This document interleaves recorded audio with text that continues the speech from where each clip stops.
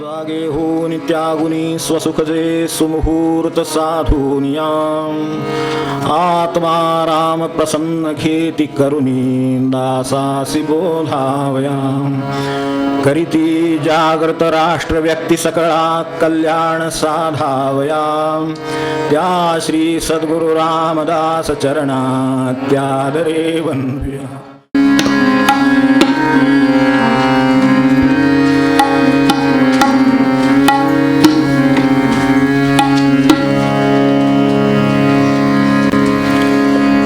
देवा गुरुदेवा ब्रह्म चैतन्य माय बाप आपणामानन्या देवा गुरुदेवा ब्रह्म चैतन्य माय बाप आपणामानन्या जय देव जय देव. हरिभक्तीच्या वंशी जन्म साधेला बालवयी कष्टे सद्गुरु शोधेला साक्षात्कार दयांचा पूर्ण कृपे झाला जानकी जीवन जीवन सांगा जीवनला जय देव जय देव. जय देवा गुरुदेवा ब्रह्म चैतन्य माय बाप आपणामानन्या जय देव जय देव. प्रापंचिक कित्येका तैषा विरक्ता नामदेवनि दुर्लभ राम दिला हाता ज्ञान प्रेम देई आजहि तव सत्ता दीन भक्त धन्य सद्गुरु गुणगाता जय देव जय देव. जय देवा गुरुदेवा ब्रह्म चैतन्य माय बाप आपणामानन्या जय देव. सद्गुरुनाम महाराज की.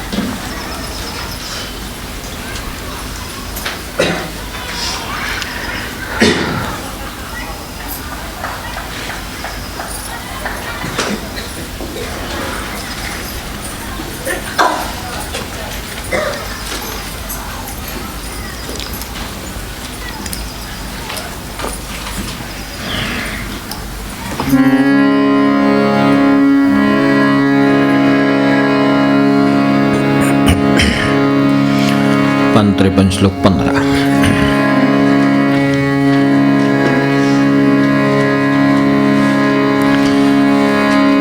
जागे होऊन त्यागुनी स्वसुखजे सुमुहूर्त साधुनिया आत्मा राम प्रसन्न घेती करुणी आसासी बोधावया करीती जागृत राष्ट्र व्यक्ती सकळा कल्याण साधावया त्या श्री सद्गुरु रामदास चरणा अत्यादरे वंदूया.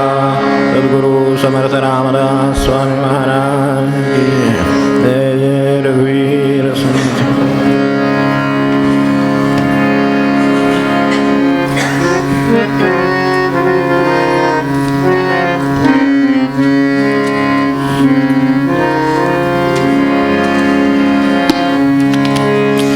जाणवल्या चिंता दूरी करी जाणवल्या चिंता दूरी करी अंतरीची व्यथा श्रीराम समर्था अंतरीची व्यथा श्रीराम समर्था अंतरीची व्यथा श्रीराम समर्था.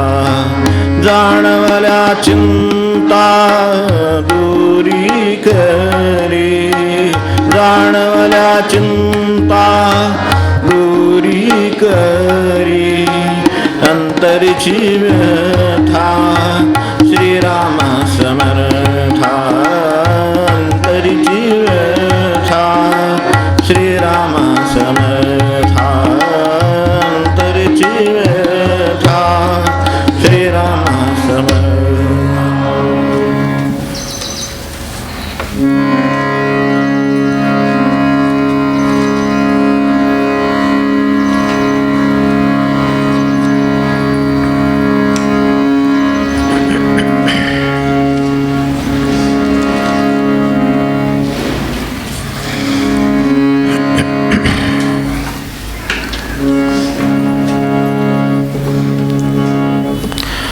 समर्थांच्या सगळ्या साधन विचाराचा आपल्याशी कुठे संबंध येतो, त्या काळी तो कसा आला असेल आणि आज कसा येतोय ते बघण्याचा प्रयत्न केले. 5 भाग आपण करतो. आज 6वा भाग कुठे होतो ते बघूया. त्यात शेवटी असं म्हटलं होतं की स्थिती पालटावी ही तळमळ आहे असं म्हटलं होतं.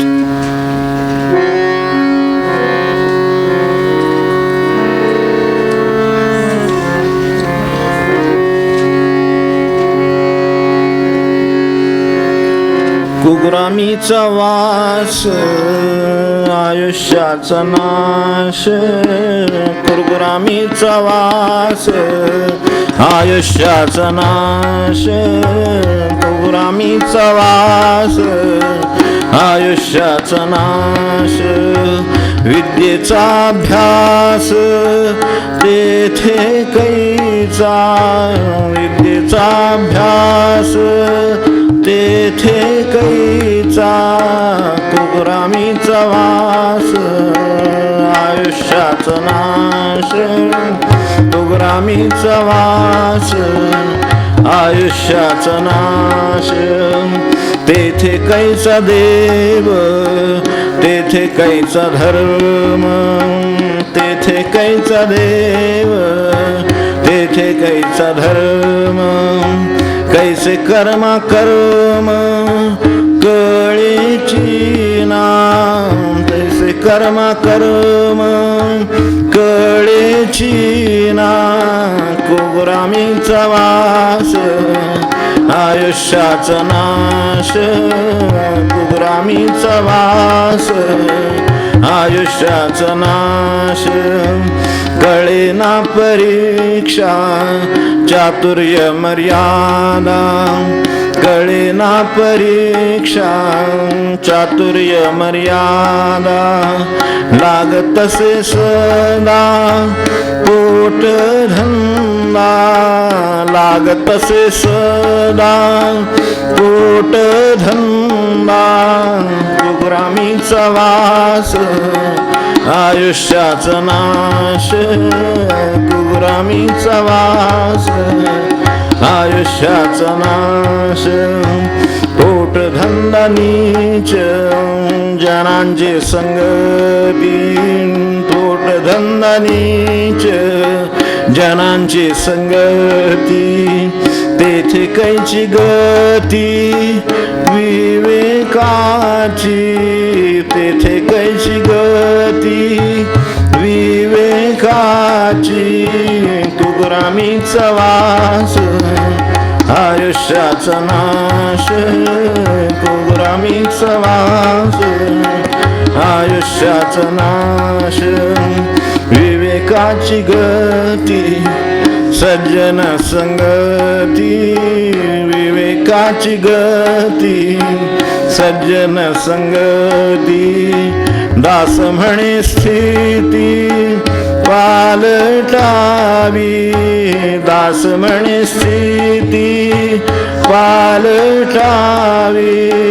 कुग्रामीचा वास आयुष्याचा नाश, कुग्रामीचा वास आयुष्याचा नाश, कुग्रामीचा वास आयुष्याचा नाश.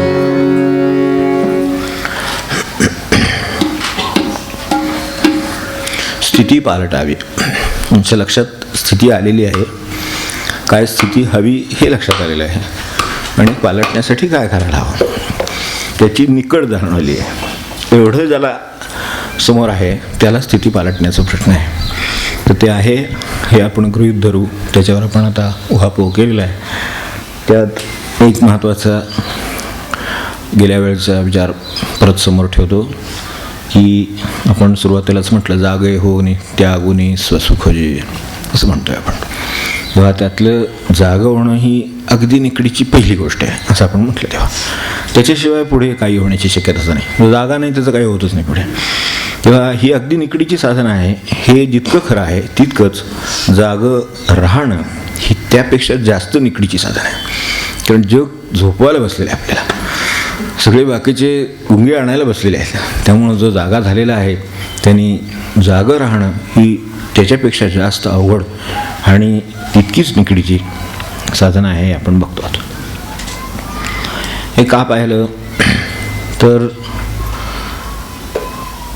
आता आपल्या मनाचे श्लोक वाचतो, करुणाष्टक वाचतो, राजबाजाचे समास वाचतात, कित्येक प्रकारचे ज्ञानेश्वरी वाचतो, प्रसादान म्हणतो, कितीतरी गोष्टी होतात. ते पाठांतराचे संकल्प जसे असतात जसे पहिले 10 यावर्षी लावलेले असतात. मध्ये कुठे जागा राहण्याची प्रक्रिया नसल्यामुळे पुन्हा पुढच्या वर्षी पहिले गणाधीश सराव कोणाचा पुढे जातच नाही. 2 वर्ष झाली तरी 3 वर्ष झाली तरी तिथे असं होईल. याचं कारण मध्ये जाग राहिली नाही तर. त्यामुळे मध्ये जाग असते ती का. आता गणाधीश म्हणल्यानंतर गणपती रागावणार नाही ही गोष्ट नक्की. दरवर्षी जरी त्याला म्हटलं आपण ईश सर्व गुणांचा वगैरे त्याला राग येणार नाही.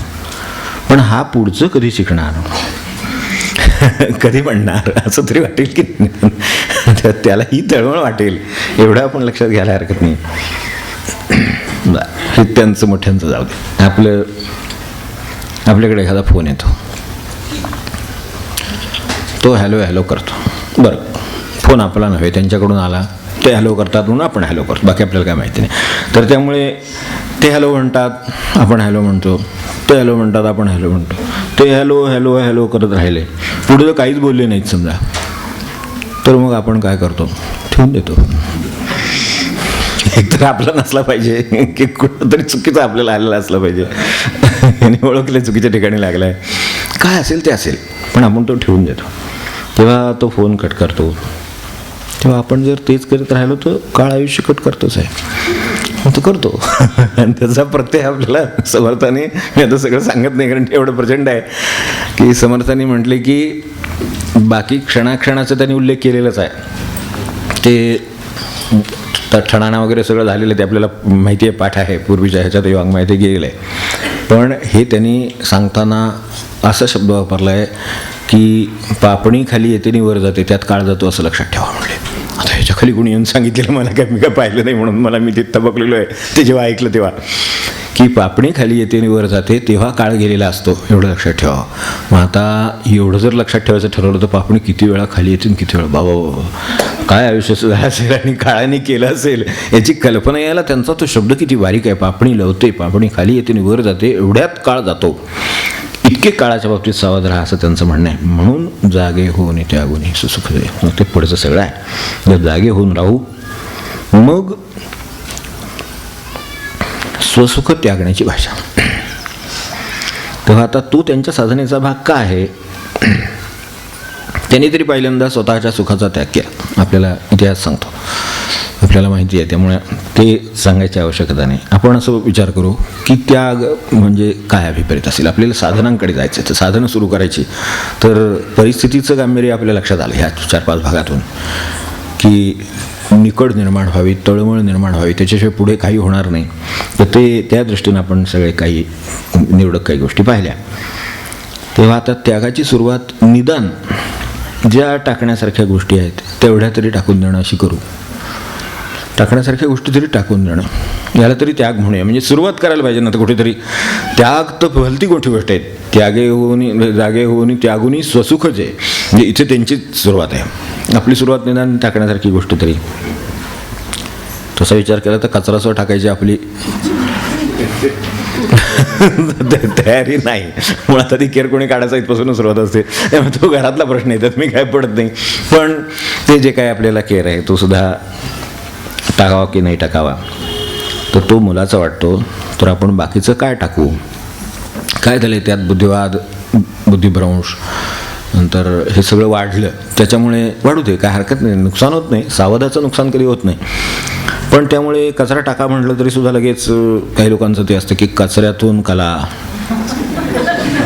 टाका कसं म्हणता. कचऱ्यातून खतं निर्माण होतात, कचऱ्याच्या बागा निर्माण आपण पाहतो ना, आणि आहेत गोष्टी खऱ्या आहेत, आठवतात. कचऱ्यातून बागा निर्माण होतात, बरोबर आहे ते. तर त्याला कचरा कसं म्हणावं आणि त्याग कसा करावा. किंवा मी आता नुसतं साध्या कचऱ्याच्या त्यागाचं म्हटलं तर बुद्धिवाद सुरू झाला तिथे की ही त्यागाची वस्तू आहे की नाही मुळात. तेव्हा त्याच्या पुढचा मुद्दा बघू की हे टाकून देणं नाही आहे. आपण जो प्रतिप्रश्न विचारला ते टाकून देणं नाही, तो त्याचा पर्यायी विधायक उपयोग आहे. त्याला आपण कचरा टाकणं म्हणत नाही, आपण त्या जागी जाऊन त्याचा पर्यायी विधायक उपयोग करतो आहोत. मग ते जी उपयोगाची वस्तू आहे तिला आपण कचरा म्हणणार नाही एक वेळ, ठीक आहे, गोळा झालेली गोष्टी होत्या. मग त्यात ते असंही असतं, आपल्याला माहिती आहे की तिचा जो पर्यायी उपयोग आहे, करता येण्यासारखा आहे, आपण शिकलो आहोत, तर ती दुसऱ्या कामी वापरण्याला आपण संचय म्हणू शकणार नाही, किंवा त्या बाबतीत उपयोग होत असल्यामुळे त्याचा त्याग केला असं म्हणता येत नाही. संचय त्यागाचा आड येतो, पण हा पर्यायी उपयोग आहे त्यामुळे तो त्याच्या आड येत नाही. अर्थात हे सगळं ज्यांना करता येतं आणि सुचतं त्यांच्यासाठी हे सांगितलं किंवा त्यांना हे लागू आहे. तरीसुद्धा त्यांनी हे लक्षात घ्यावंच की जो कचरा गोळा करून, म्हणजे आपल्याकडे माहिती आहे की भाजीची देठं, ते तुकडे काय राहिलेले, खराब त्यातली भाजी, काही लसका कुसका भाग म्हणा त्यातला काही असं असेल ते भाजी निवडतात माणसं त्यात, तर त्यात जे गोळा होतं ते सगळं एकत्र करून पूर्वी टाकत असत. आज सगळे टाकत नाहीत, बरोबर आहे, त्याचा त्याग, त्याचं फेकून दिलं, ते टाकून दिलं. तर ते गोळा करून ते सुद्धा त्यागावंच लागतं. त्याचं काय करायचं हा नंतरचा प्रश्न आहे. मग ते कदाचित एखादा नेऊन त्या ज्या अलीकडे बागा तयार करतात किंवा त्याच्यासाठी जे एक शास्त्र तयार झालं, चांगली गोष्ट आहे ती, तर त्यातून निर्मितीसाठी का होईना त्या गोष्टी आपल्याला सोडाव्याच लागतात ना, का त्याच्याशिवाय खत निर्माण होईल. म्हणजे त्यातच त्याचं उत्तर आहे की त्याचा सुद्धा शेवटी त्याग करावाच लागेल. आता करताना कौशल्य आहे म्हणून ते त्याच्यातून निर्माण होतं काहीतरी, नाहीतर नुसतं फेकून दिलं जाईल, जाळून टाकलं जाईल, तसं नाही होणार. त्यातून काहीतरी चांगलं निर्माण होईल. त्यामुळे त्यागाशिवाय पर्याय नाही. त्यागाच्या ऐवजी आपण पर्यायी उपयोग करू शकतो त्याचा, इथपर्यंत ठीक आहे. तर असो, आता स्वसुखाच्या वस्तूंचा त्याग आहे. ही काही स्वसुखाची वस्तू नाही. दुसऱ्या बाजून विचार केला तर आपल्याला जर काढायला लागला तर मात्र थोडासा त्रासाचा पडतो, पण नुसता घरात असला तर काही आपल्याला सुखाचा असतो. म्हणजे ह्या अर्थाने की आपल्याला काढावा लागला नाही, आपल्याला काढावा लागला की थोडा दुःखाचा होतो, नाही असं नाही. पण इथे स्वसुखाच्या वस्तूंचा त्याग म्हणजे केवढी गोष्ट असेल याची आपण एक कल्पना करून बघावी की स्वतःच्या सुखाचा त्याग करायचा. तर स्वतःच्या सुखाच्या वस्तूंची यादी ही कुठल्या 80, 100, 200, 400 पानात वर छापतात तेवढी पानं अलीकडे वहीत नसतात म्हणतात. तर ती सुद्धा पूर्वी असायची, त्यामध्ये 4 पानंच सोडायची फक्त, अलीकडे तसं काय नसतं. तर ते तसं नसतं, पण जी काय पानांची वही असते त्याची सुद्धा यादी ते आपलं पुरणार नाही, यादी जी आपली आहे स्वसुखाच्या वस्तूंच्या. तर ते त्याग कसा करणार, हा अडचण ही आहे की हा त्याग घडत नाही. किंवा आपलीच बेडरूम जर स्टार बेडरूम असेल तर अंगाखालची गादी कशी त्याग करणार मनुष्य? करणार नाही असं नाही म्हणत मी, मला सुद्धा वाटतं की तो सुद्धा ती करणार, पण खरं त्याला त्याची गरज आहे असं नाही. पण तरीसुद्धा स्वसुखाची गोष्ट आहे अशी कल्पना अगदी साध्या गोष्टीने सुरुवात केली त्याग करणार तो. पण जेव्हा मणक्याची पाठीची दुखणी सुरू होईल त्यावेळेला मग डॉक्टर सांगतात, तज्ज्ञ सांगतात आपल्याला की तुम्ही गादीवर वगैरे झोपत जाऊ नका, फ्लॅट सरफेस असे. तर फ्लॅट सरफेसवर झोपा. फळी असली तर बघा, त्यातल्या त्यात लाकडी फळी चांगली. आता किती खाली आलो बघा आपण, गादीवर स्टार बेडरूममध्ये, म्हणजे जणू काही आपण चांदण्यात झोपलो असे एक भास निर्माण करण्यासाठी आपली स्वतःची फसवणूक आपण करून घेतली स्वतःच्या पैशाने.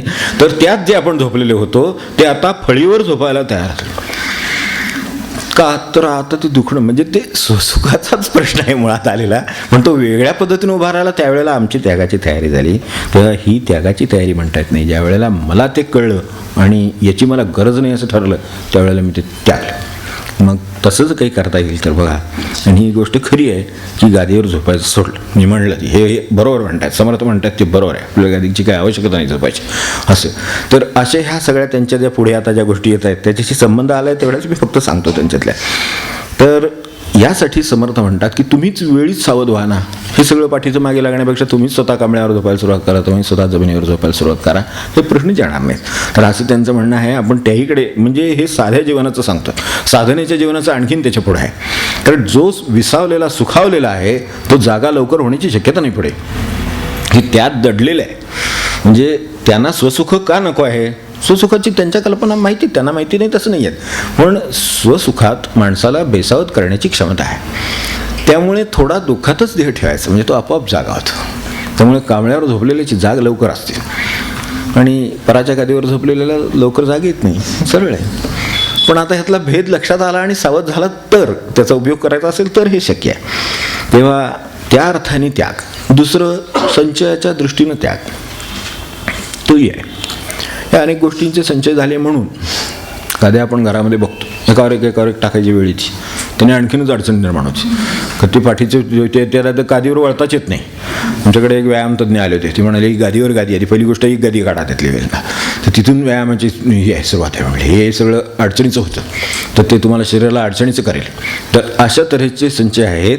हे का होतं असं, तर काही प्रमुख कारणं माझ्या लक्षात आली त्याची. मग ते समर्थांशी कुठे त्याचा संबंध आला ते वाक्य पाहूच आपण. तर सर्वात प्रमुख कारण म्हणजे बेसावधता. सर्वात प्रमुख कारण की सावध म्हणून. अनेक गोष्टी का निर्माण झाल्या, आपली स्वतःची बाजारपेठ झाली हेच आपल्या लक्षात आलं नाही म्हणून तसं झालं. भारताला का सांभाळत आहेत सगळेजण, भारत का करतायत. ते मध्ये इथे एक डेलिगेशन आलं होतं, त्यांनी इथल्या एटिकेट्स मॅनर्स शिकवून पाठवलं होतं. आपल्याला आपण वाचली असेल बातमी, किती एकमेकांना हात जोडून नमस्कार करतात, लगेच हात पुढे करू नका, इथं चालत नाही, आपल्याला भारत पाहिजे. म्हणजे जी मोठी सत्ता आहेत त्यांची ही अवस्था आहे. का भारत हवा आहे, तर भारताची ही पद्धत जी आहे ती अधिक शास्त्रीय आणि बरोबर आहे, डिसइन्फेक्टिव्ह आहे. हे नाही लक्षात आलं. नमस्कार करणं हात जोडून नाही, डिसइन्फेक्टिव्ह नाही का आपल्या भाषेमध्ये आजच्या. हस्तांदोलन कदाचित असू शकेल इन्फेक्टिव्ह, पण हे नाही आहे. पूर्वजांनी फार विचार करून ठेवलेले त्याचे, पण आपल्याला ते नाही लक्षात येत. तर ते आपल्या लक्षात येत नसेल तरी त्यांच्या लक्षात आलं, पण ते त्यांच्या लक्षात ह्याच्यासाठी नाही आलेलं.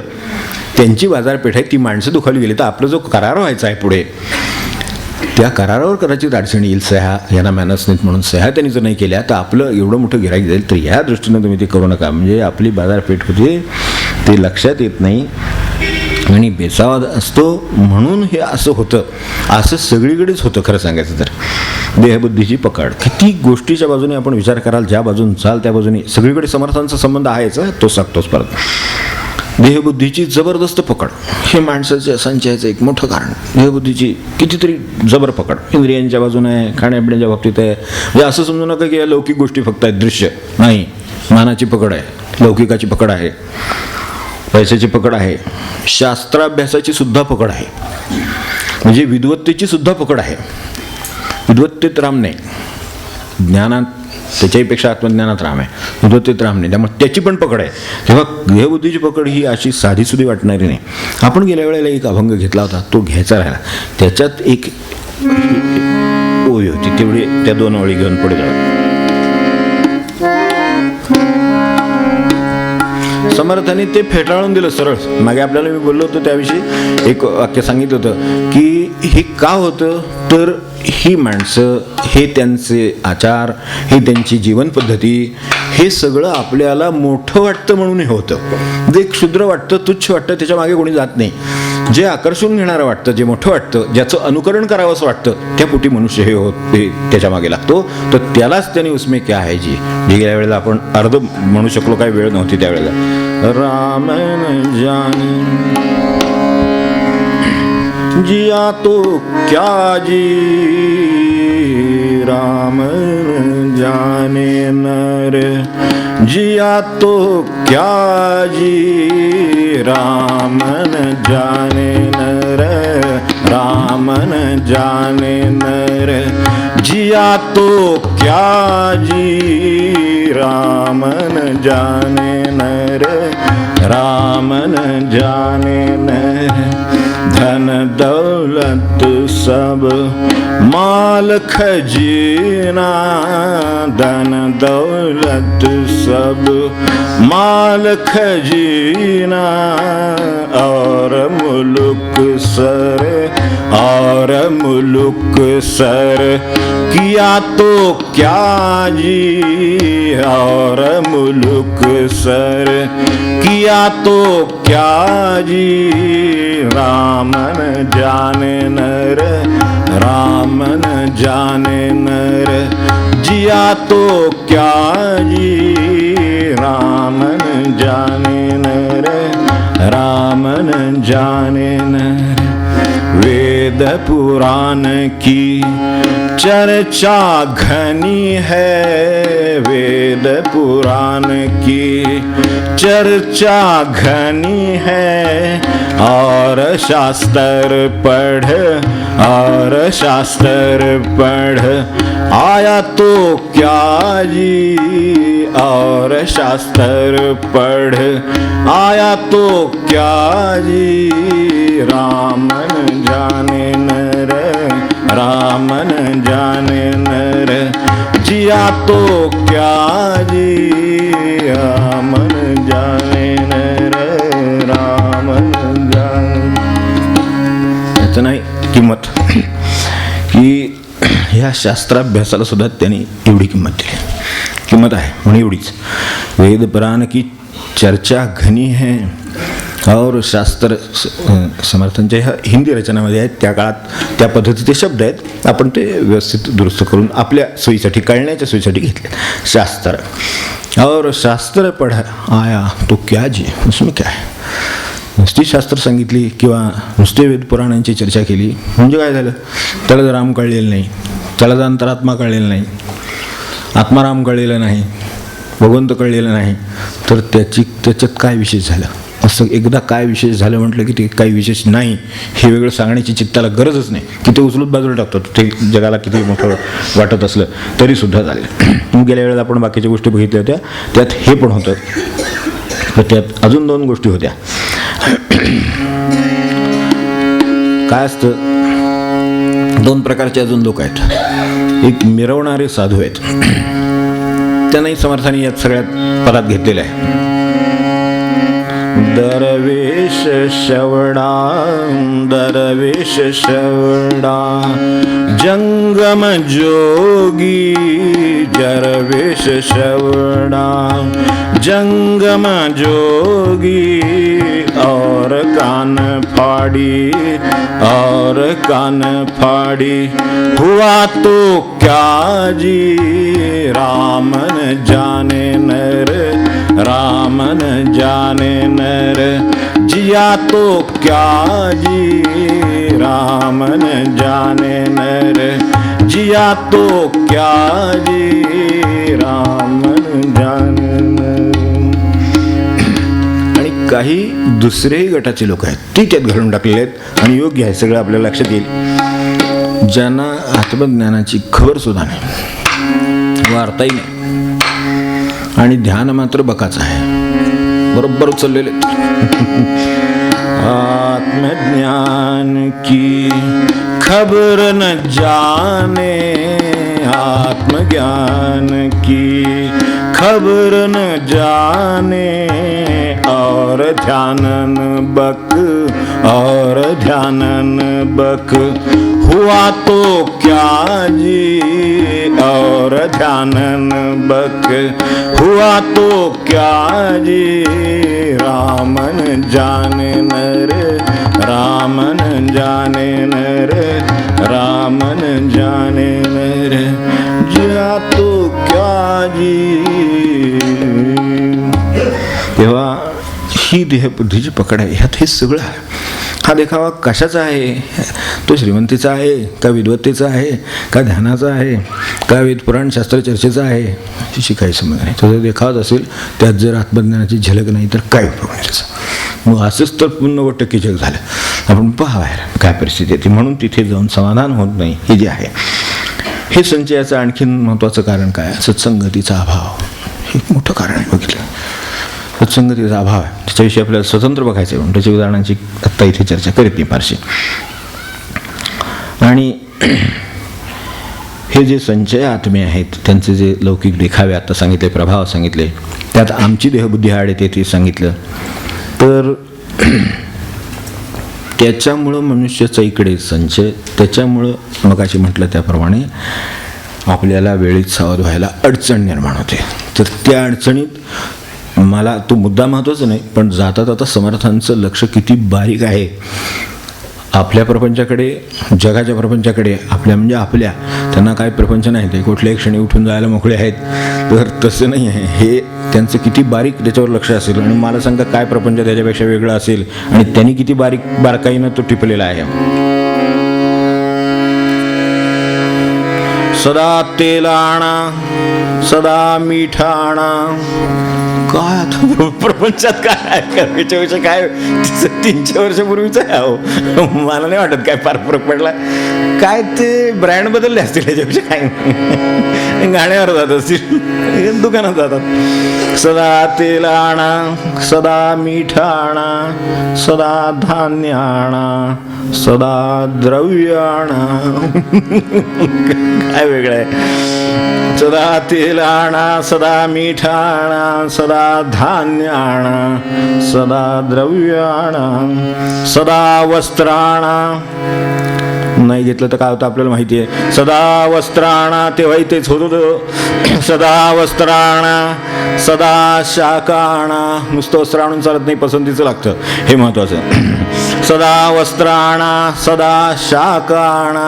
भाजीपाला मंडई रोज आहेच, खेप आपली ताजी आणा. सदा शाकाणा सदा वस्त्राणा सदा शाकाणा सदा सर्वदा सर्व आणाची आणा. काय समर्थाने सांगावं तर त्यांनी सांगावं. सदा सर्वदा सर्व आणाची आणा. काय करून टाकलं प्रपंच बरोबर माहिती त्यांना, बोट ठेवतो. तेव्हा देवानं आपल्याला दिलेल्या नरजन्माच्या बंद्या रुपयाचा आणा कधी झाला हे सुद्धा माणसाला कळत नाही. हे वाचल्यावर मला असं वाटलं की ह्या अभंग समर्थांचे पाहिल्या, ह्या म्हटलं हे बंदा रुपया आपल्या हातात दिला माणसाच्या जन्माचा, त्याचा आणा करून टाकला. आता तो 4 आणे बंद होणार आहेत, ते सुद्धा नाही. तेव्हा आणखी एक त्यांना कल्पना आहे की माणूस बेसावध आहे, तो देहाच्या सुस्थितीमुळे बेसावध आहे. ही अत्यंत बारीक आणि कुणालाही प्रत्ययाला येणारी स्वतःला आली नसेल, यावी असं मी म्हणत नाही, पण येऊ शकेल अशी आहे. आणि जर स्वतःला आली नसेल तर ती कुठेतरी नक्की पाहायला मिळाली असेल अशी कल्पना आहे.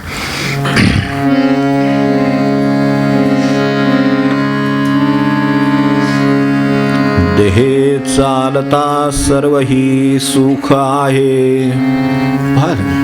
आज जे सगळ्या वल्गना आहेत, याव त्या करीन, हे करणार ते करणार, काय मोठा काय तो ज्ञानी पंडित अमकं तुमकं कर्तबगार, काय पुढारी, काय जे असेल ते. देहे चालता सर्व ही सुख आहे, देहे खंगता कोण सन्निधर आहे. विचार करून ठरवा. देहे चालता सर्व ही सुख आहे, देहे खंगता कोण सन्निधर आहे.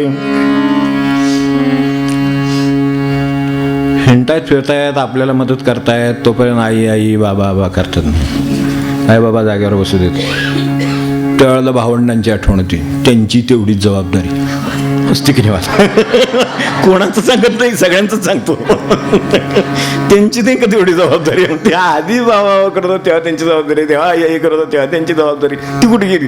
तिथे फिरत होते, आता फिरत नाही. देहे चालता सर्व ही सुख आहे. आपल्याला प्रपंचाची निश्चित व्यवस्थित ओळख असावी असं म्हणायचं त्यांना.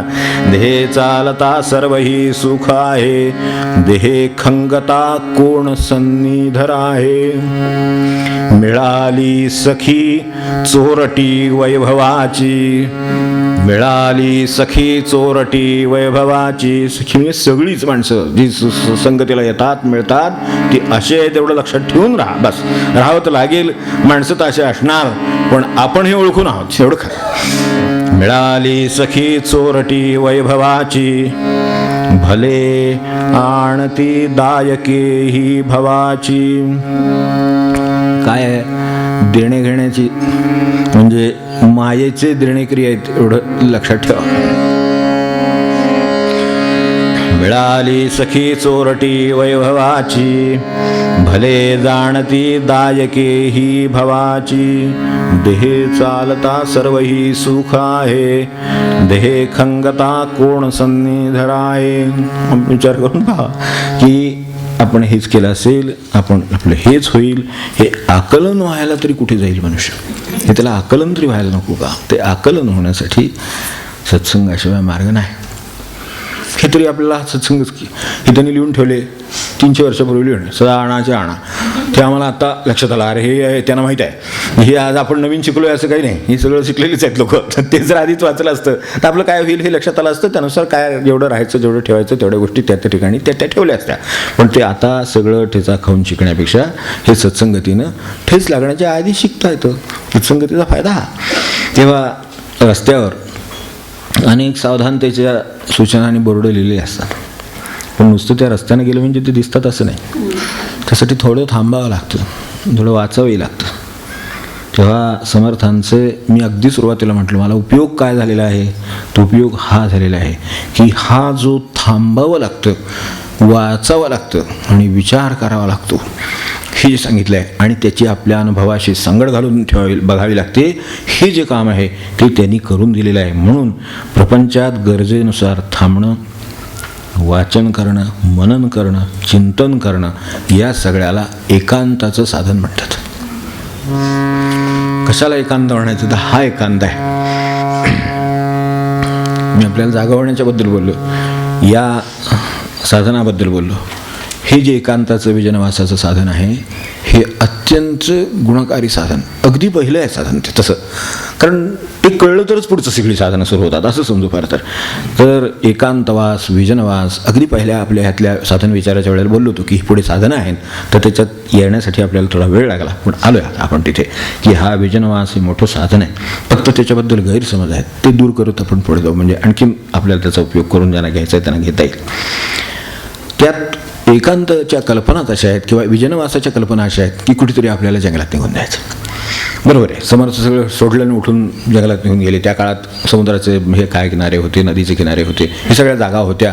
तर अशी त्यांची स्वतःचे त्यांनी दिलेलेच आहे कुठे राहिले, काय राहिले वगैरे.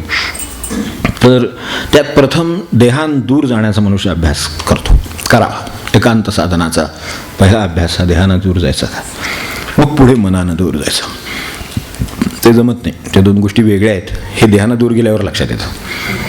कारण देहानं दूर गेला तरी सगळं बरोबर मनाने तिथे असतं हजर. मग तिथला कुठला एकांत आला तिथे सगळे डोक्यात हेच असतं, म्हणून तर लक्ष लागत नाही. मग करमे मला फिराई असं आहे. ते त्याचं कारण का, तर मनाने बरोबर सगळा प्रपंच तिकडे नेलेला असतो. तुम्ही नदीकाठी बसा आणि तर डोंगरात जाऊन बसा, वर टोकावर, नाही तर गळीत बसा. तर कुठेही बसलं तरी शेवटी हे पुढं मनानं दूर जाण्याचा अभ्यास, मग त्याच्या पुढं देहानं इथंच राहून मनानं दूर जाण्याचा अभ्यास, असं टप्पे. पहिल्यांदा देहानं दूर केले, मग मनानं दूर केले, मग देहानं इथंच राहिले, मनाने मात्र निघून गेले. Be in the world. बरोबर सगळे पॅरलल सांगत असतात, फक्त आपल्याला तसं वाटत नाही. हे बाह्यतः फरक आहेत जे दिसत आहेत ते मार्गांचे, त्यांच्या उपासनांचे, त्यांच्या मागच्या असलेल्या काही पूर्वसुकृताचे, त्यांच्या वाटांचे ते फरक दिसत आहेत संतांचे. हे पण बरोबर एवढंच याच एकांताची जी व्याख्या आत्ता आपण केली तीच व्याख्या कृष्णमूर्तीने केली. Be in the world, not be of the world. तेच ते काय की जगात राहा पण जगाचे असू नका, प्रपंचात राहा पण प्रपंचाचे असू नका. प्रपंचाचे असलात की घोटाळा सुरू झाला. म्हणून म्हटलं पहिल्यांदा देहाने बाहेर जाऊन अभ्यास केला, मनाने बाहेर जाऊन अभ्यास केला, मग देहान तिथंच राहिले आणि मनाने बाजूला गेले. म्हणजे काय, आता ऑफ द वर्ल्ड नाही, इन द वर्ल्ड आहेत, घरात आहेत. म्हणजे लक्ष घालत नाही तसं नव्हे, कशात काय ऐकून घेत नाहीत, कामं करत नाहीत, कशात लक्ष घालत नाहीत, तुम्हाला काय करायचं ते करा म्हणतात वगैरे, ते नव्हे. सगळ्यात लक्ष घालतात असं वाटतं, सगळं करतायत असं वाटतं, असं करतात असं वाटतं, सगळं करतात. महाराजांचं प्रपंच पाहिलं तर आपण काय करू म्हणजे असं अगदी तळमळीन चाललेलं दिसतं सगळीकडे, हे कर ते कर, आला गेला अमकं तमकं, प्रत्येकाचं सगळं सांभाळे वगैरे वगैरे. ते त्यात आहेत का, तर नाही. एका क्षणात ते बाजूला तिकडे. हे जे काय आहे ते be in the world and not be of the world. ह्या जगाचे असू नका, जगात असा. तर हे एकांताचं रहस्य आहे. तर या दृष्टीने आपण पाहावं त्याच्याकडे. साध्या भाषेत एकांताचे खूप मुद्दे आहेत, थोडे एक बघायचं फक्त. तर साध्या भाषेत काय आहे, तर थोडं थांबणं हा एक एकांत आहे. पहिले एकांताची सुरुवात आहे, थोडं थांबावं. पण जे काय चाललेलं असेल त्यात थोडंसं थांबावं, मग पाहावं, मग योग्य काय विचार करावा आणि मग आवश्यक असतील तर बदल करावेत, असं आहे क्रमाने. तर पहिल्यांदा थोडं थांबणं म्हणजे एकांतच आहे. आपण जिथे आहोत, जे काय जीवन जगतो आहोत, थोडं थांबावं. बरोबर असेल सुरूच ठेवलं परत पुढे, बरोबर नसलं तर थांबलं तर संधी येईल बदलायची. थांबलोच नाही तर बदलायची संधीच गेली. म्हणून थोडं थांबणं, विजनवास किंवा एकांत हा ह्या अर्थाने आपल्याला उपयोगी पडतो. तेव्हा एकदम ते मनानं जमणार नाही, हेही उघड आहे. मनानं एकदम कसं जमणार, म्हणून ते देहाला काम दिलं पहिल्यांदा. तर पहिल्यांदा देहाला एवढ्यासाठीच काम दिलं की ते एकदम मनानं बाबा आपण बाजूला झालो असं नाही होता येणार, मनानं थांबता नाही येणार. म्हणून देहानं थांबायचा जे कार्यक्रम दिला तो एवढ्यासाठी दिला की एकदम जमणार नाही, म्हणून थोडं शरीरानं विजनवास माणसाने अभ्यास ठेवा. ही खरोखर अत्यंत हेल्दी आणि चांगली कल्पना आहे. ह्याचा आपल्याला जी भीती वाटते संन्यासाची, किंवा आता ते घरातून निघून येईल काय होते कोणाटो, काय होत नाही, संध्याकाळी घरी परत येतात. कोण बाहेर चहा पाणी करते कोण जेवायला घालते म्हणण्यासारखं. ते बाहेरचं खाल्लं म्हणजे कळतं घरातलं खूप छान आहे म्हणजे येतात परत लगेच. तशी काही काळजी करायचं काही कारण नाही. मुलं असो मोठी असो काय नाही, ते घरातलं ते बरं वाटतं शेवटी. तेव्हा ते तशी त्या अर्थाने काळजी करायचं कारण नाही. पण अभ्यास करण्याची मात्र गरज आहे. ते लहान मुलं असलं किंवा कळतं मुलं असेल तरीसुद्धा त्या कळत्या वयापासून म्हणून आपण अगदी मोठ्या वयापर्यंत हा अभ्यास करण्याची गरज आहेच की शरीरानं थोडा तरी विजनवास हा गरजेचा आहे. जास्तीत जास्त तरुणपणापासून आपले व्यवहार सांभाळून, म्हणजे ते मुद्दाम म्हणतो मी की महाराजांच्या आपल्याला तिथेही जायचं आहे परत, तिथे त्यांची शिकवण विसरता येत नाही. या सगळ्यामध्ये त्याची सांगड कशी घातलेली आहे ती विसरता येत नाही. त्यामुळे ती सांगड कशी घातली उल्लेख करून पुढे जायचं म्हणून केवळ ते तू जा म्हणले, ते कसे गेले ते सांगितलेलंच आहे, पुढे ते वाचू आपण. पण आपण व्यवहार सांभाळून हा बाजूला जाण्याचा जो कार्यक्रम आहे, विजनवासाचा कार्यक्रम आहे, तो चालू ठेवावा. तो मनुष्य पुढे जाईल परमार्थात आणि आनंदाच्या दृष्टीने, व्यवहाराच्या दृष्टीने सुद्धा तो व्यवहार सांभाळूनही करावा. दिवस आपलं नातेवाईकाचं लग्न आहे आणि त्या दिवशी आपण अरण्यवास वगैरे असं समर्थाने सांगितलं विजनवासाचं. आता त्यांचं अवधा ऐकून सांगलं लग्न काय करा, ते तेवढं 12 वाजता जेव्हा जा विजनवासात 1 वाजता. कसं जातो 1 वाजता तो झोपणार मला माहिती आहे अंगावर येणार, जेवताना काय बांधणार नाही, काहीतरी गोड काय असणार असं सीझनच आहे सध्या. तर त्यामुळे हे काय नंतर होणार माहिती आहे. तो सोमवारी ठरावा, ते रविवारी नको. म्हणजे जर रविवारी कार्य असेल तर सांगतो. तर ते जे काय आहे तर त्याचं ते व्यवहार सांभाळावा ना, सांभाळा काय हरकत नाही. पण जर दुसऱ्या दिवशी जाईल त्यावेळेस तरी त्याच्यात विजनवासात काय होतं हे लक्षात येईल, तर ते यावं. त्या स्वामींनी स्वतः ते केलेलं आहे आणि त्यांनी असं तसं केलेलं नाही. बहु झाड खंडे उदंडे अचाटे, बहु झाड खंडे उदंडे अचाटे, गिरी सारखी थोर थोरी कपाटे, बहु सावजे व्याघ्र सिंहे कलाली, तिथे रामदासे असे वस्ती केली. जिथे व्याघ्रसिंह आहे तिथलं बोलताय ते, आपण काही एवढं रिस्क घेण्याची गरज नाही म्हणत पण नाही. काय केलं ह्याची कल्पना असली म्हणजे अडचण येत नाही.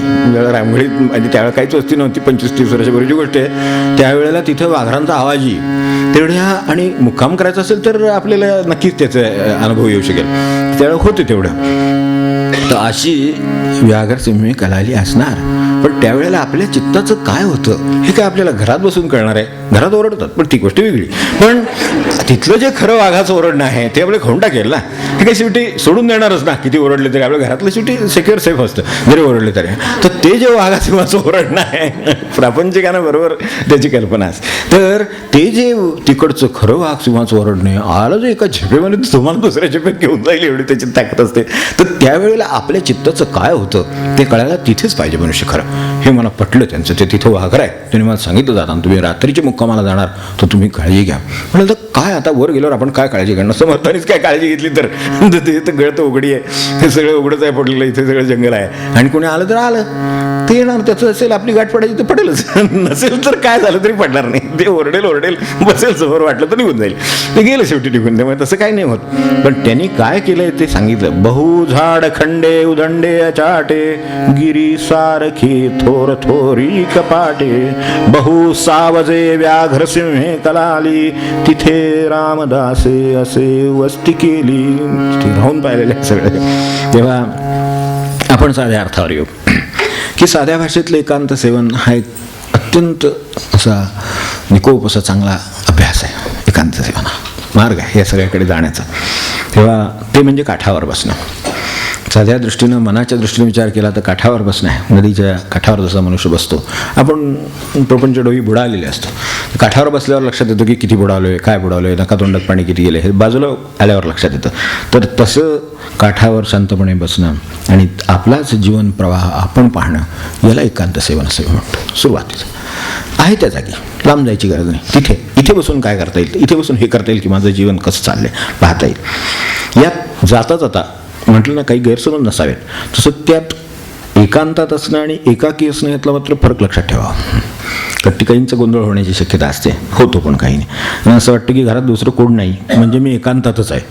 शक्यता नाही. ते सगळं जग तुमच्याबरोबर असण्याची शक्यता आहे. ते आतलंही असतं आणि बाहेरचंही असतं, काही असं सांगता येत नाही. सगळ्या वस्तू बरोबर आहेत, सगळे आसक्ती बरोबर आहे, सगळं मनातले ग्रह बरोबर आहेत, स्वतःची मतं बरोबर आहेत, आग्रह आहेत, सगळे आहे. आणि एकांतात कुठले आलेत ते फक्त दिसतात एकटे. तर तशा अर्थाने एकटं कोणत्याही कारणाने मनुष्य, नातेवाईक नाही म्हणून, पटत नाही म्हणून, काही इतर अडचणी म्हणून मनुष्य अशा तऱ्हेने एकटा असू शकतो, पण तो एकांतात असेलच असं नाही.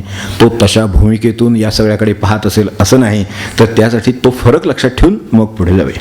तेव्हा नेहमीचं जीवन हे बाजूला ठेवल्याशिवाय आपल्याला दुसरं जे जीवन आहे ते पाहता येत नाही आणि जगाचं जीवनही पाहता येत नाही. म्हणून या एकांत सेवनाची शिफारस समर्थाने केलेली आहे. तेव्हा आता हे दूर जाणं म्हणजे पुन्हा गोंधळ आहे परत. तर बाजूला जायचं म्हणजे काय करावं अशी अपेक्षा आहे किंवा काय नसावं निदान.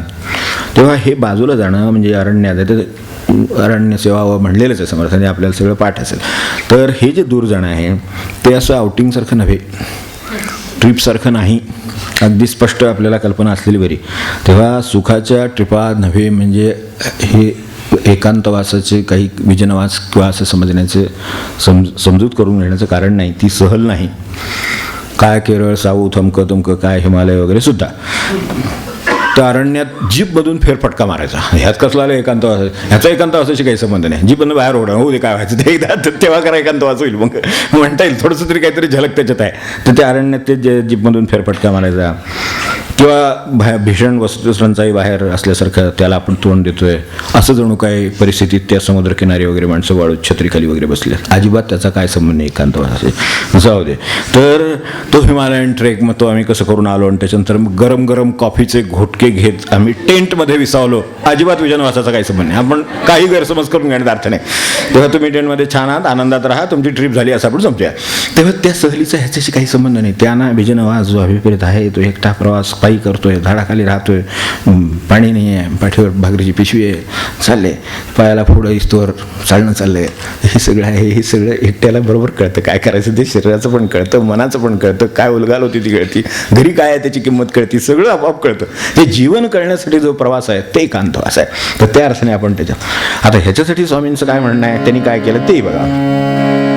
अघोरावना माझी एकांत जावे, अघोरावना माझी एकांत जावे, उदासीन चित्ते तयाला पहावे.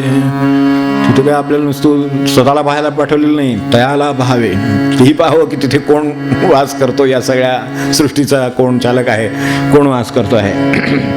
अघोरावना माझी एकांत जावे, उदासीन चित्ते तयाला पहावे. उही धाव घ्यावी गिरी तो चढावा, उही धाव घ्यावी गिरी तो चढावा. देहा कष्ट व्हावा बरा विवरावा, देहा कष्ट व्हावा बरा विवरावा. तेव्हा सुखाचं साधन नाही, देहाला कष्ट होण्याचं साधन आहे. आणि त्यात स्वतःचा विचार आणि शोध सतत घेत जो आहे त्याचा विजनवास किंवा एकांतवासाचं साधन चालू आहे. त्यांनी स्वतःचं, इतरांचं, जगाचं, एकूण जीवनाचं परीक्षण केलेलं आहे आणि ते करण्यासाठी जाणं आहे ते विजनवासाचं साधन आहे. तेव्हा खरं तर एकटं जावं, पण प्रथम निदान पहिल्यांदा एकटं जावं. आपल्याला विजनवास चांगला मुरला किंवा पचला एकट्याला तर मग कोणाला तरी उत्सुकता असते, मग ते 4 जणांना बरोबर घेऊन जाणं ठीक आहे. पण नसेल तर एकट्यानं जावं हे चांगलं. म्हणजे तेव्हा खरा सामना होतो एकट्याचा, 1 to 1. झाडाचे आपला सामना आहे, नदीशी आपला सामना आहे, त्या सगळ्या एकांताशी आपला सामना आहे, तिथल्या भयानपणाशी आपला सामना आहे. असा सामना असाला की ते खरं साधन म्हणून होतं. तेव्हा 10 जण बरोबर घेऊन या एकांतवासात जाण्यात काय अर्थ नाही. ते बायका मुलांसह संन्यास घेण्यासारखं आहे. त्यामुळे आपण त्याचा विचार करू असो. तर व्यवहार, आता पुढचं व्यवहाराचं बघूया. व्यवहार मोडू नये, त्यामुळे आधी एकांत साधावा, पचवावा, रुजवावा, चांगला आकळावा. आणि त्यासाठी थोडं क्षम्य काय आहे तेवढं फक्त 2 ओळी आहेत. मना चाल उठी वना दुर्गमाते, ते थोडं ठीक आहे, सांगून सोडून त्यांना कल्पना दिलेली आहे. मना चाल उठी वना दुर्गमाते नगुंते भवा घारदारादिकाते. तुझे काय घरदार भावा, ठीक आहे, न गुंते, फक्त तेवढ्या पुरतं बाजूला गेले, पण न गुंतण्याच्या उद्देशाने गेले, सोडून नाही गेलेले. अशा अर्थाने न गुंतण्यासाठी तर तेवढ्या पुरतं जावं, एवढे एक फक्त क्षम्य बाजू ठेवली, त्याच्या 2 ओळी त्यांच्यातल्या दिल्या.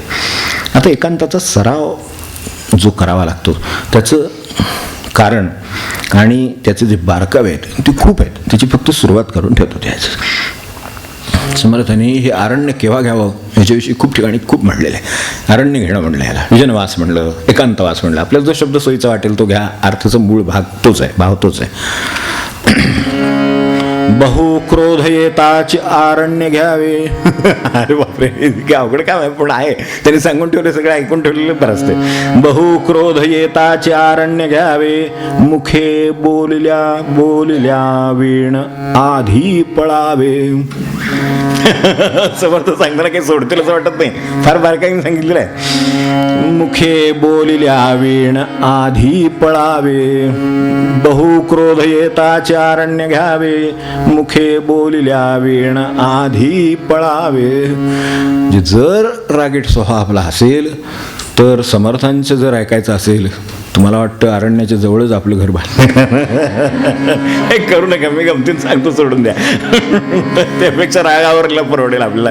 त्यामुळे हे असं म्हणतात की असं जर असे राग आला तर ताबडतोब एकांतवासात जावं. याचा अर्थ असं नाही की उठून लगेच काय कुठे कास बागणाली वगैरे इथे काय असेल ते तसं काय करायची गरज नाही.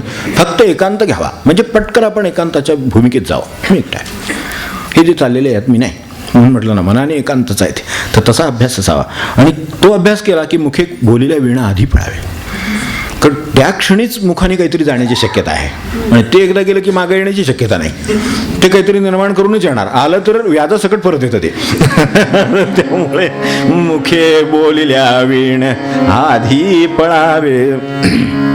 हे सगळं कशासाठी चाललंय तर हे एक उदाहरण म्हणून दिलं, पण त्यांनी जो शब्द वापरलाय तो अत्यंत बारीक आणि आपल्याला नटणारा आणि उपयोगी पडणार आहे. तो काय तर हे सगळं केल्यानं जसे मती मंदते साधना योग्य होती, तसं ह्यात म्हटलंय.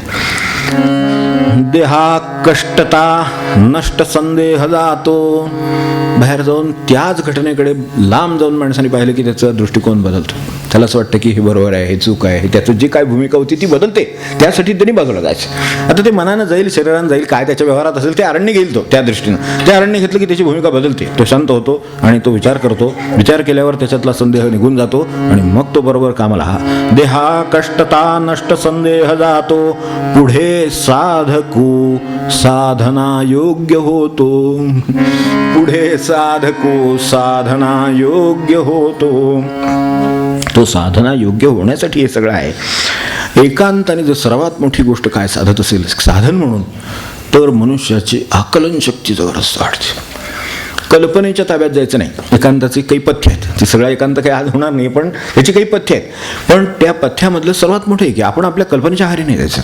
वस्तुस्थिती पाहायची आहे, तर ती पाहायची असेल तर एकांताने काय जर मोठं साधत असेल तर आकलन वाढतं माणसाचं. रोजच्या गलबल्यामधून स्वतःची मतं, आग्रह काय ते सगळं योग्य वाटत असण्याचा भ्रम, त्या सगळ्यातून माणसाला सावध व्हायला होतं. मनाच्या फसवणुकी कळतात, जगाच्या रीतीचा बोध होतो, जग काय पद्धतीनं वागतं याचा बोध होतो. कसं आहे हे आणाच्या आणा हे तेव्हा कळतं. तिथे बसलं की अरे हे असं झालं आहे आपलं, तर हे तिथे बसल्यावर कळतं. ते बाजूला असल्याशिवाय कळत नाही. म्हणून हे आहे. तेव्हा मनाची गती कशी आहे तो विषम आहे. समर्थांनी त्याबद्दल एक शब्द वापरलेला, मनाची गती विषम आहे एवढं लक्षात येतं, पण ते बाजूला जाऊन बसलाय त्याला कळतं. तोपर्यंत तोच त्याच्या ताब्यात आहे, त्याला काय गती सांगता येईल त्याची. मनाची गती कोण सांगू शकेल. तर ते बाजूला जो बसलाय जाऊन एकांतात तो सांगतो बरोबर. आकलन वाढतं आणि मनाची गती विषम आहे लक्षात येतं. आपण केलं की तेच बरोबर ठरतं, दुसऱ्याने केलं की त्याच्यावर टीका होते. असं आहे ते. म्हणून ते बाळ्यानं कार्टातला फरक काय तो लक्षात येतो तेव्हा. पण त्यासाठी बाजूला जावं लागतं. आपलं तो बाळ आणि दुसऱ्याचं ते काढतं. ते का होतं तर हे असं होतं, हे मन बाजूला गेलं, तिथे जाऊन बसलं शरीर तिकडे जाऊन अरण्यामध्ये, की एकांताच्या साह्याने हे आकलन वाढतं. आणि मग काय होतं त्याचं थोडक्यात एक श्लोक फक्त घेऊ, बाकीची खूप आहे त्याच्याबद्दल, आपण आपल्या पुरतं घेऊ. विषमगती मनाची ते मला आवरेना.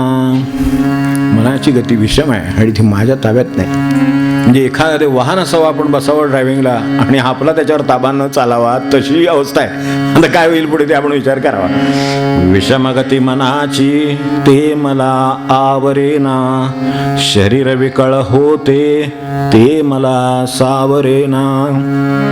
शरीर विकळ होते ते मला सावरेना. सुख दुःख मज माझे.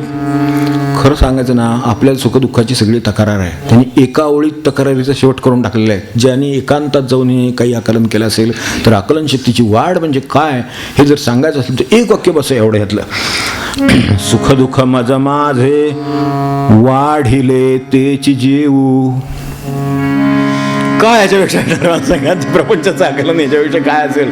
आकलन वाढतं म्हणजे काय, कशाला तक्रारी करायच्या दुसऱ्यांच्या, काही करायचं तक्रारी कारण नाही. काय आहे, सुखदुःख मज माझे वाढिले तेची जेऊ, रघुपती तुझला रे कासया बोल ठेवू. काय वाटत, काय याच्यापेक्षा काही सांगायचं नाही राहत. एकांतात आकलन वाढतं म्हणजे दुसऱ्याला दोष देण्याचा विषयच राहते की जे मी वाढलं आहे तेच मला जेवायला पाहिजे.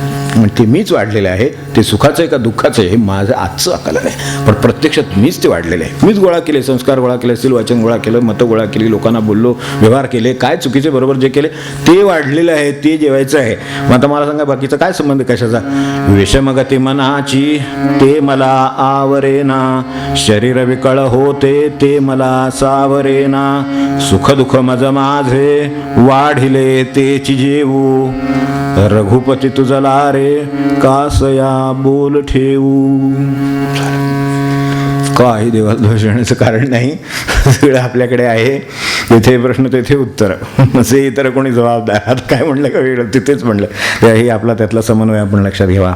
तेव्हा त्यागाची पहिली सुरुवात ही अशा तऱ्हेनं मनातला सगळा मत, अनुभव, आग्रह, बेत, आपले सगळे हे सगळं जे काय आहे हे सगळे कचरे फेकून देण्याचा पहिला कार्यक्रम आहे. त्यासाठी साधा व्यावहारिक उपदेश किंवा त्यांचं म्हणणं म्हणजे विजनवास, त्या दृष्टीनं अरण्यवास, त्या दृष्टीने एकांतवास, त्याचा समजूतदार अभ्यास असावा. या दृष्टीने या अभ्यासाला आणखीन कशाची गरज आहे तर जीवनाची साधना होण्यासाठी त्यात त्यांना सत्संगाची गरज वाटते. ती गरज कशी आहे आवश्यक, तो कसा सहवास मिळेल याच्यासाठी आपण प्रयत्नशील असावं. ते काय करतं आणि त्याच्याने आपल्याला काय फायदा होतो हे सगळं आपण पुढच्या वेळेला बघूया.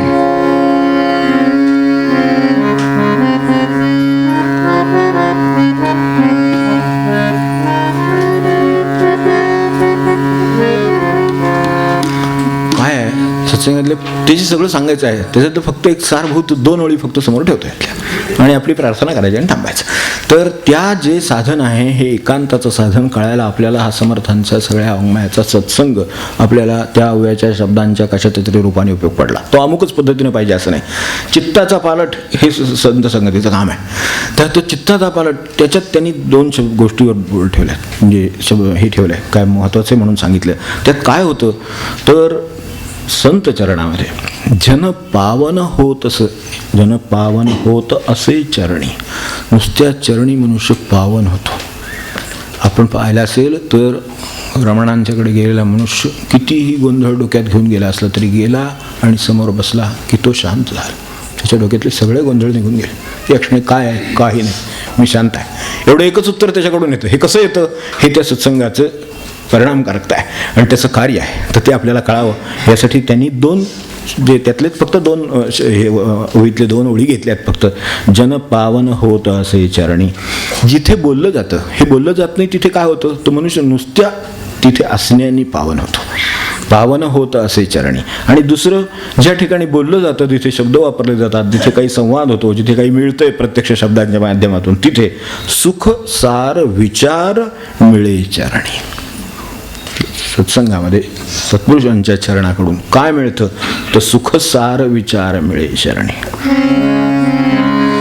पवन होत असे चरणी जन, पावन होत असे चरणी जन, पावन होत असे चरणी, सुख सार विचार मिळे चरणी, सुख सार विचार मिळे चरणी जन, पावन होत असे चरणी जन, पावन होत असे चरणी जन, पावन होत असे चरणी. याचा पुढचा विचार आता पुढच्या वेळेला बघूया. आता फक्त रामाची प्रार्थना केल्या वेळेला शंका वाटली. समर्थांचीच पदं आहेत ही सगळी, त्यामुळे आपण त्यांचं म्हणून म्हटलं तर तसंच त्यांची म्हणून ती भैरवी 3 ओळी तेवढ्या म्हणू आणि थांबू.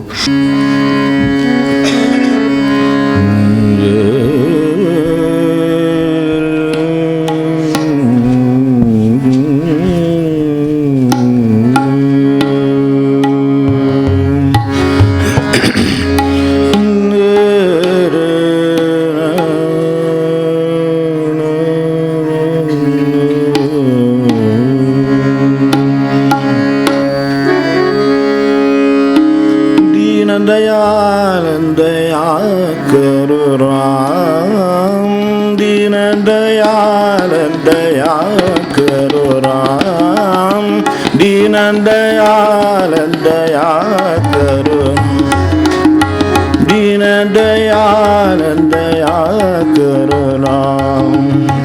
यही संसार अपार को जिए, यही संसार अपार को जिए, उदास भया, उदास भया, उदास भया, उदास भया, दया करो राम, दीन दयाल दया करो राम, दीन दयाल दया करो राम, दीन दयाल दया करो राम.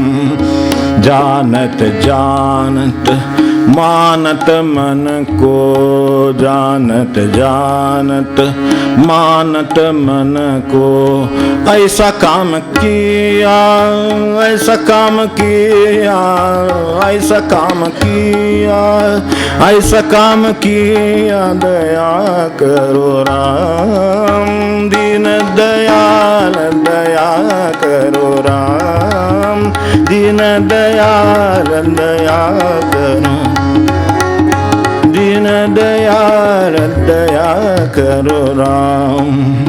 दास दीन जन शरणागत है, दास दीन जन शरणागत है, मारो कहत सब गया, मारो कहत सब गया, मारो कहत सब गया, मारो कहत सब गया, दया करो राम, दीन दयाल दया करो राम, दीन दयाल दया राम, दीन दयाल दया करो राम. जानकी